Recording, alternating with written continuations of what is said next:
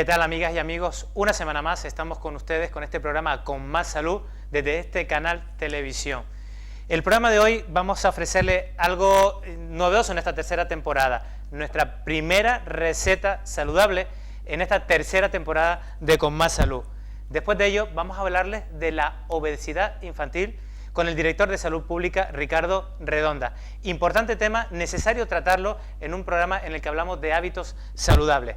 Pero para comenzar nuestro programa vamos a hablar de algo que a veces es un poco jocoso, un poco gracioso. Les hablo del hipo. ¿Qué le parece si comenzamos ya?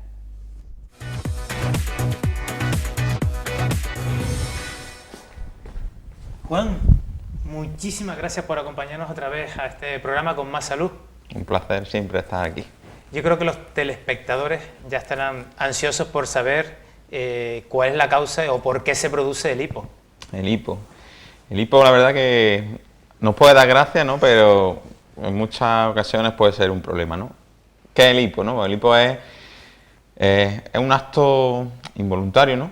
Se produce cuando nuestro diafragma, que es como la musculatura que está en la parte baja del estómago, se contrae de manera involuntaria, ¿no? Y esto hace que la musculatura del tórax y del abdomen se contraigan, ¿no? Y la glotis, que está justo aquí arriba, se cierra, ¿no? Y al cerrarse choca pues, en las cuerdas vocales y sale el ruido característico del hipo. Y como dices tú, gracioso, aunque a veces molesto. Sí, puede parecer, ya te digo, el hipo del borracho, el hipo de los niños, que bueno, te dan un susto y se te quita, es gracioso, pero en ciertas situaciones, en ciertas personas, el hipo se va cronificando, siendo un gran problema. Incluso hay descritos casos de gente que ha llegado a suicidarse por no soportar el hipo y será un problema que se hace en algo patológico.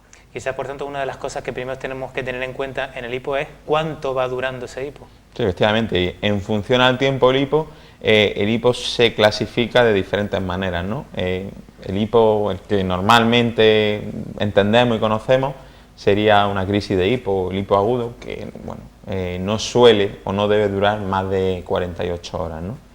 Si el hipo se va prolongando, se va manteniendo, pasamos a un hipo persistente, ¿no?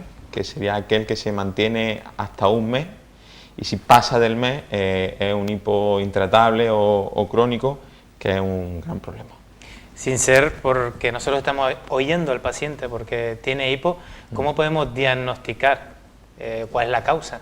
Bueno, la causa del hipo normalmente hay que distinguir varias situaciones, ¿no? El esófago suele ser bastante causante del hipo, ¿no? Y también que haya una infección por Helicobacter pylori, o que haya una hernia de hiato, que haya un reflujo, ¿no? Estas situaciones gástricas abdominales pues condicionan que la vía superior esté como propensa a estar irritada, que el diafragma se termine contrayendo y la glotis cierre las cuerdas vocales y haga el hipo, ¿no?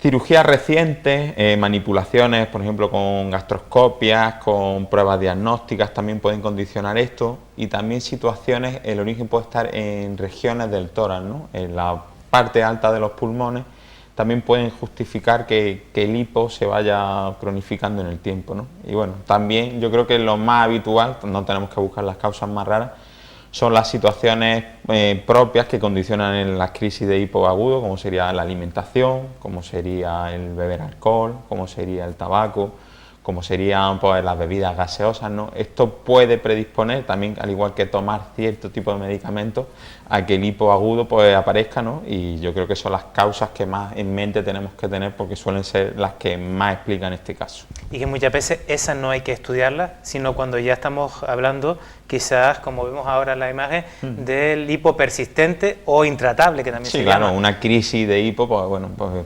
suelen ser una causa fisiológica que pasa y no hay se resuelve sola. No hay que volvernos locos, ni tampoco condicionarnos, ni agobiarnos la persona que tiene el hipo, ¿no? Si el hipo ya se va manteniendo en el tiempo, si ya es algo habitual en las personas, pues yo creo que sí conviene que consultarlo con el médico de cabecera, ¿no? Porque él sabrá perfectamente cómo debe de intentar pues, orientar el diagnóstico y dónde tiene que buscarse a nivel digestivo, a nivel del tórax, si revisar la medicación que toman las personas que tienen hipo, porque el origen puede estar a estos niveles. Y yo creo que es la solución que todos quieren. ¿Cómo tratamos el hipo? Bueno, respecto al hipo y el tratamiento, yo creo que tenemos que ir de lo más general a lo más particular, ¿no? Yo creo que lo primero pues será los remedios caseros, ¿no? Las medidas conocidas y habituales. Yo creo que lo de que te den un susto es conocido por todo el mundo, ¿no? Es cierto que puede condicionar el susto, que el diafragma y demás pues cese este estímulo que forma el hipo. Medidas generales también pues podría ser beber agua. A mí me llamó la atención esto que vi en internet, ¿no? El vasito, ¿no? El vasito, pero bebiendo agua al revés. Sí, al revés, porque supuestamente al beber al revés, la presión que se forma en la glotia a la hora de beber condiciona que es un remedio casero y como tal, por probarlo, no perdemos nada, ¿no? También hay remedios que sería como flexionar las rodillas sobre el tórax, ¿vale? Y mantenernos así un ratito con las rodillas en el tórax. También puede ir, a mí otro que me ha llamado mucho la atención es con una cuchara fría nos levantamos la campanilla y el estímulo ese del metal frío y la campanilla también parece demostrado que en los hipos, estos ataques de hipo agudos, pues puede ser efectivo, igual que el susto o las medidas como tú has dicho, la del vaso, que puede ayudar.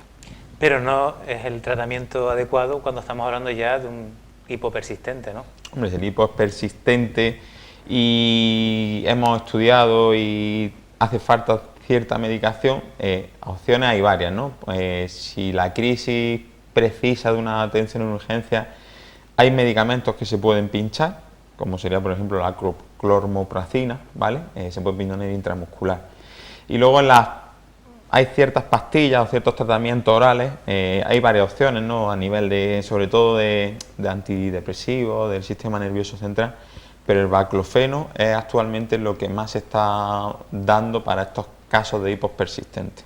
Independientemente de buscar cuál es la causa que puede estar produciéndolo, ¿no? Sí, porque como hemos dicho antes, puede haber algo, por ejemplo, en nuestros pulmones que condicione que el nervio frénico esté estimulado, ¿no? Y el nervio frénico condiciona, que está en la parte de arriba de los pulmones, puede condicionar al hipo. Entonces tenemos que hacer el estudio pertinente para, en función de la causa, si la hay, pues ser más específicos e ir a por ella. Juan, muchísimas gracias por acompañarnos y ya te cuento de antemano que el plato que vamos a ofrecer ahora, nuestra primera receta de esta tercera temporada de Con Más Salud, sí te va a quitar el hipo. Vamos a verlo.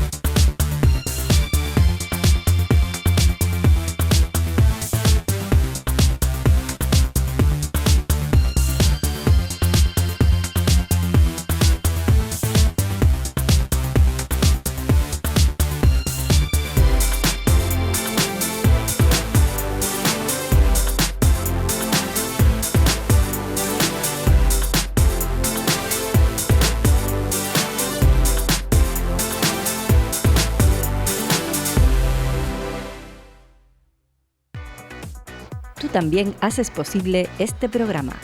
Contacta con nosotros a través del Facebook, en facebook.com/conmassaludtv o a través del correo electrónico conmassaludtv@gmail.com. Haznos llegar tus ideas, sugerencias y aquellos temas que te gustaría que tratásemos en el programa. Te esperamos.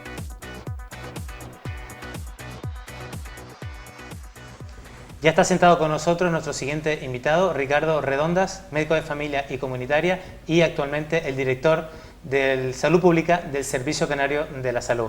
¿Qué tal, Ricardo? Hola, Pedro, ¿cómo estás? Muchísimas gracias por acompañarnos para hablar de un tema que yo creo que es muy importante y desde mi punto de vista también muy preocupante, que es la obesidad infantil. Efectivamente es un tema que preocupa que preocupa internacionalmente y que preocupa especialmente en Canarias, porque creo que tenemos un problema con la obesidad, y hablar de obesidad infantil también es adelantarnos al futuro, ¿no? Los niños y niñas de hoy que tienen problemas de obesidad van a ser en el futuro los adultos que sufren las consecuencias de este problema. Pero antes que nada, ¿qué te parece si definimos exactamente en qué consiste la obesidad en este tramo de edad? Perfecto, y veo que ya tienes una diapositiva preparada hablando del índice de masa corporal, que es una cuestión orientativa que nos permite ver la relación que hay entre el peso y la talla de una persona. Y como tienes indicado en la pantalla, se calcula dividiendo el peso expresado en kilos, y después dividiendo por la altura que tenemos expresada en metros, y esa altura multiplicada al cuadrado. Efectivamente. De esta forma podemos hacer un avance provisional, y repito, y ahora vas a metérselo tú, ¿por qué? De un niño normal sería aquel que tenga el índice de masa corporal entre 18,5 y 25.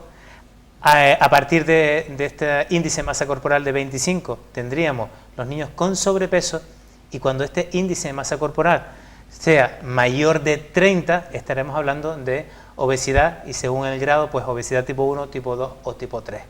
Pero hay un matiz también, ¿no? Sí, efectivamente, esto del índice de masa corporal funciona muy bien, y funciona muy bien sobre todo en la edad adulta. Es bastante orientativo, realmente nos permite saber si estamos en normopeso o ya tenemos un problema de obesidad, pero en los niños y las niñas es bastante variable, y no nos basta con calcular este índice de masa corporal, sino que los pediatras lo que hacen es llevarlos a estas tablas que nos permiten diferenciar por edad y por sexo cuando un niño o una niña está dentro de su peso adecuado o no. Efectivamente. Para fijarnos un poquito lo que yo decía al principio de la importancia de este tema, vamos a centrarnos en un estudio que se hizo, que es el estudio Aladino. ¿Nos puedes explicar un poquito más en qué consistió exactamente este estudio? Es un estudio que se realiza a nivel nacional y que también cuenta con una muestra de niños y niñas de Canarias, y que nos permite evaluar cómo está la situación en cuanto a sobrepeso y obesidad en Canarias.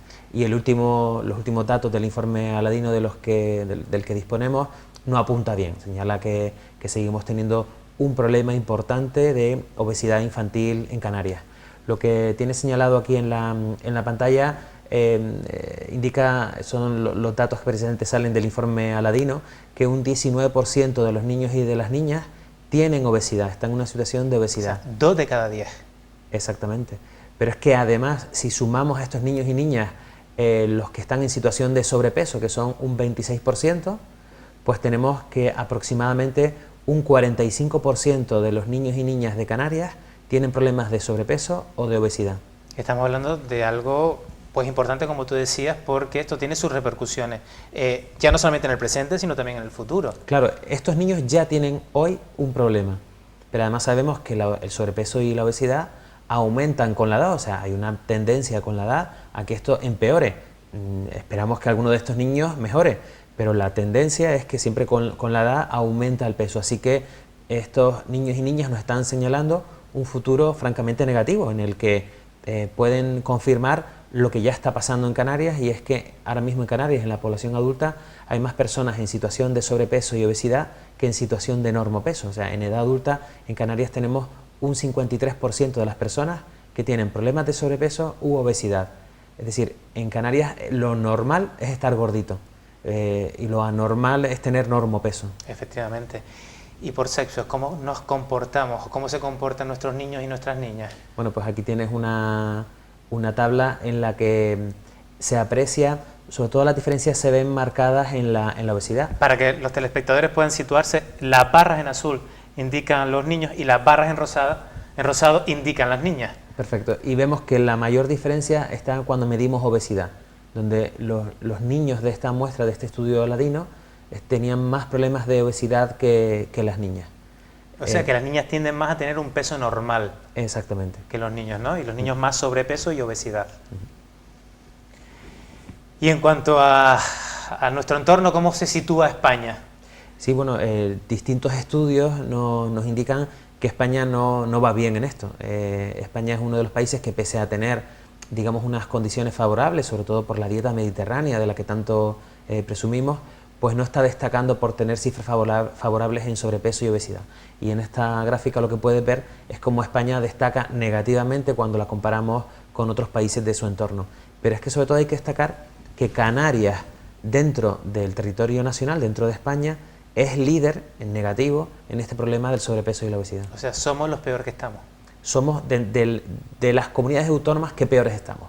¿Y esto cómo ha ido evolucionando en los últimos años? O sea, ¿España es la peor ahora que el resto, o uno de los peores que el resto de los países, o esto ya venía de atrás?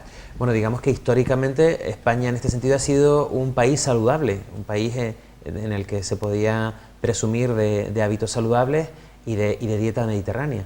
Y en las últimas décadas hemos pasado a ser un país sedentario, un país con poca actividad física, donde la alimentación no es la más adecuada. En Canarias destacamos por el consumo de azúcares, por el consumo de bollería y por el consumo de grasas. Y esto hace que en Canarias tengamos este problema tan grande. Sí es verdad que parece que en los últimos años hay un cambio de tendencia, pero desde luego no con la velocidad que a nosotros nos gustaría. Parece que ya empiezan a salir algunos estudios que parece que se está, digamos, reconduciendo la situación en cuanto al problema de la obesidad infantil, pero insisto, no a la velocidad que a los que somos padres nos gustaría que tuviera esto. Sin ser el factor sexo que vimos antes, ¿hay algunos otros factores que estén influyendo también en esa obesidad infantil aquí en España? Sí, hay muchos factores que influyen. Hay uno que me preocupa especialmente y es el de la pobreza. Es decir, las dificultades para llegar a final de mes de las familias repercuten negativamente y hacen que la familia no pueda acceder a lo que consideramos una alimentación sana y saludable. O dicho de otra forma... eres más pobre y comes peor. Sí, y además cuando tienes dificultades para llegar a final de mes, tienes dificultades para adquirir esos alimentos que son sanos, porque la comida basura, la comida grasienta, la comida con mucho azúcar, tiende a ser más barata. Lo más caro es comer sano, o sea, si uno intenta mantener una dieta equilibrada y tener una dieta de 1.500, 2.000 calorías sana y saludable, con mucha fruta y verdura, eso realmente sale más caro que si hace esa misma inversión, pero invirtiendo en bollería, en azúcares y en alimentos con grasa. Efectivamente. A mí, cuando estuve viendo también el estudio Aladino, una cosa que me llamó muchísimo la atención es esta imagen que tenemos ahora en la pantalla, la de ¿tiene su hijo o su hija ordenador personal, televisión, consola o DVD en su habitación? Y hay un buen porcentaje que contestaron que sí y un buen porcentaje también que contestaron que no, pero entre los que contestaron que sí había mayor nivel de obesidad. O sea, aquellos niños que tenían la televisión o el ordenador en su habitación eran más obesos. Sí. Efectivamente, hemos hablado ahora de las dificultades económicas, hemos hablado de la pobreza, hemos hablado de la alimentación, pero son otros muchos factores los que intervienen en la obesidad infantil. Y aquí, de alguna forma, cuando les preguntamos a los niños por la televisión, lo de la consola, lo que les estamos preguntando es qué tipo de estilos de vida tienen, cómo son sus espacios de ocio, cómo es su actividad física. Porque un niño que se pasa muchas horas delante de la tele o muchas horas delante de la consola jugando, pues evidentemente no está en el parque, no está practicando deporte en una cancha deportiva. No se está moviendo, ¿no? No se está moviendo, está quieto y nos señala también cuál es su entorno familiar, o sea, qué tipo de hábitos se favorecen en esa familia. Y vemos claramente como los niños que tienen más horas delante de la tele, ya sea viendo la tele o jugando a la consola, tienen más problemas de obesidad infantil. Esto está en relación también con la siguiente imagen que vemos, la relación de horas de educación física, lo que tú comentabas, ¿no? Si nos movemos o no en los colegios entre Francia y España. Francia tiene más horas de educación física y tiene menos obesidad que nosotros, que tenemos menos horas de educación física. Volvemos a lo mismo, estamos hablando de estilos de vida, de cómo nos movemos, de cuánto nos movemos. Efectivamente. Sabes que hace unos años se habló del factor francés, ese factor que tenían los franceses que tenían cierta protección cardiovascular, y se habló, por ejemplo, de la importancia del vino, por cierto, del consumo moderado del vino, pero el factor francés son otras muchas cosas, ¿no? Y aquí las tenemos. No solo se trata de echarle la culpa a un producto o de responsabilizar al vino de esta diferencia, sino que estamos viendo cómo, por ejemplo, los hábitos de vida se ven reflejados aquí, en las horas que se dedican a la actividad física o las horas que le echamos delante de la tele. Yo creo que esto es importante porque si se fijan en la parte superior de la imagen aparece el hashtag F1H diaria, que es educación física 1 hora diaria, un movimiento que está despertándose en toda España desde ya unos poquitos años para acá y que estimula los colegios de educación física de toda España. De hecho, creo que recientemente se acaba de aprobar un decreto en la Comunidad de Madrid al respecto de aumentar el número de horas diarias, y eso es lo que pretenden, que los niños estén un poquito más en movimiento para poder disminuir ese grado de obesidad infantil que estamos teniendo en España. Y yo creo que es importante que empecemos a hablar de movimiento, que empecemos a hablar de actividad física. El deporte es importante, fomentar el deporte implica fomentar hábitos saludables, pero no todo es deporte. Es decir, lo más importante es que haya actividad física, que se mueva y que haya movimiento. Porque a veces el deporte es excluyente. Puede haber niños, niñas, puede haber también adultos a los que no se le debía en un deporte y se sientan excluidos. Entonces, el deporte tiene su espacio, pero la actividad física tiene que ser para todos y para todas. No puede quedar nadie fuera de esta corriente que queremos motivar, que es la corriente del movimiento y de la actividad física. Efectivamente. Yo creo que otro dato también que a mí me sorprendió muchísimo, y seguramente a ti también, es dónde comían los niños durante el periodo que estaban en el colegio, o sea, entre semana, ¿no? Y era curioso cómo los que comían, las diferencias que había entre los que comían en casa y los que comían en el colegio.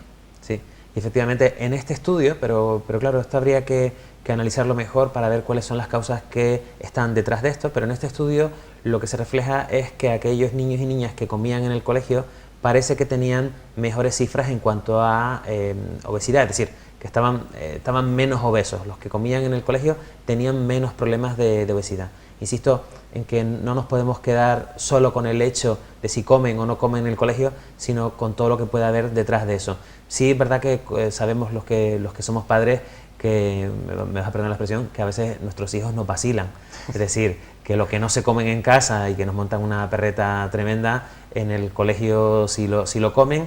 Si tienen un colegio preocupado por la alimentación, donde se han preocupado por hacer un buen menú, pues estos niños y niñas están comiendo bien en el colegio, y puede que cuando lleguen a casa nos estén vacilando y negándose a comer determinados alimentos. Sabes que a veces nos cuesta que los niños y niñas coman frutas, verduras, que sí se comen en el colegio y que después no quieren comerse en casa. Por eso precisamente puse la siguiente imagen, un niño en una mano una hamburguesa y en otra mano una manzana, ¿no? En el colegio te comen lo que te ponen, en este caso es la comida saludable, que es la manzana, y en casa solemos ser un poquito más condescendientes, yo también con mis sobrinos y con mis sobrinas, ¿no? Y al final parece que accedemos un poquito más a ese pequeñito chantaje que nos hacen, ¿no? Y hay una cosa clara, esta hamburguesa tiene mucho mejor marketing que la manzana. Ahora hablamos de eso. Por supuesto. Bueno, yo quería hablar de este otro factor, porque si te acuerdas de este personaje de esta película, muchas veces y desde pequeño yo vengo oyendo la misma retahíla, y perdón que lo diga así, ¿la obesidad es igual a un niño feliz? Esa es mi pregunta para ti. Nosotros heredamos en nuestra cultura cuestiones relacionadas con el peso que ya no son ciertas, ¿no? Por ejemplo, todavía se oye que la embarazada tiene que comer por 2, no, ni mucho menos, y de hecho tenemos problemas, es difícil durante el embarazo controlar el peso, y normalmente las mujeres embarazadas se pasan del peso que el ginecólogo les marca como máximo, ¿no? Porque no hay que comer por 2. Y también tenemos aspectos relacionados a nuestra cultura como que las personas con más peso son más felices, y el mito del niño feliz, ¿no? Realmente las personas con obesidad hoy en Canarias van a tener más problemas de salud a lo largo de su vida. Van a tener más problemas relacionados con enfermedades graves, como enfermedades cardiovasculares, como infartos, y también más problemas relacionados con patología como el cáncer. Pero también van a tener más problemas en su día a día, les va a costar más moverse, van a tener más dificultad para hacer ejercicio físico, o van a tener incluso más dolores articulares o dolores de espalda. O sea que realmente relacionar el sobrepeso con la felicidad es un mito que tenemos que desmontar, y desmontarlo a marchas forzadas, porque hoy ya está generando muchos problemas de salud en la población. Yo no quería terminar esta entrevista sin hablar de otra cosa que a mí personalmente sí me preocupa muchísimo, porque yo creo que nos influye, lo dijiste tú antes, lo del marketing, ¿no?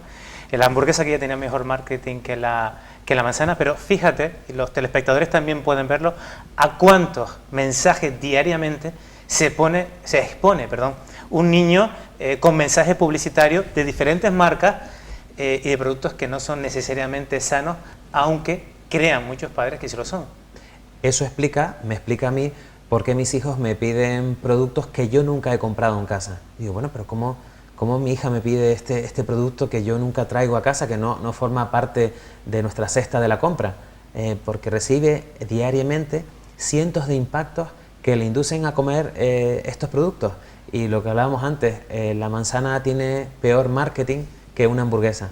Pero es que además nos cuesta mucho, yo sé que cuidamos mucho de la agricultura y el proceso de producción, pero la manzana no tiene mucho margen de cambio. Es decir, cuesta mucho conseguir que la manzana cambie su sabor. En cambio, de estos otros productos hay constantemente mejoras para mejorar el sabor, el gusto y conseguir llegar a siempre... Y la propia imagen. Vender más en definitiva. Y eso es lo que explica que nuestros niños y nuestras niñas tengan afición por estos productos y no por los otros que a nosotros nos interesaría venderles. Insisto, sobre todo con las frutas y las verduras, que tenemos ahí una asignatura pendiente. Bueno, y además en Canarias bastante rica, ¿eh? Sí, además. De hecho, ahí tenemos la nueva línea que hay de una isla, un plato, hablando, por ejemplo, de los productos de Gran Canaria. Ya no hablemos si además tenemos en cuenta las 7 islas.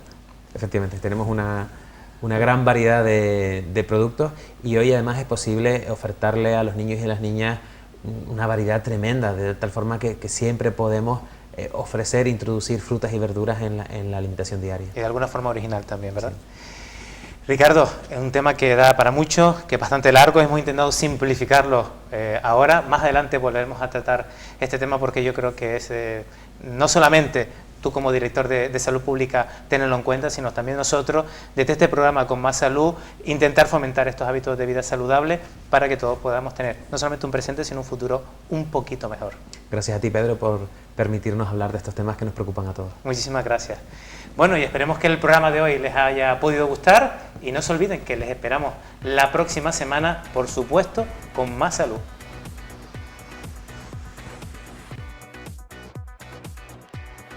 En el próximo programa trataremos el trastorno por déficit de atención y o hiperactividad, conocido por TDAH.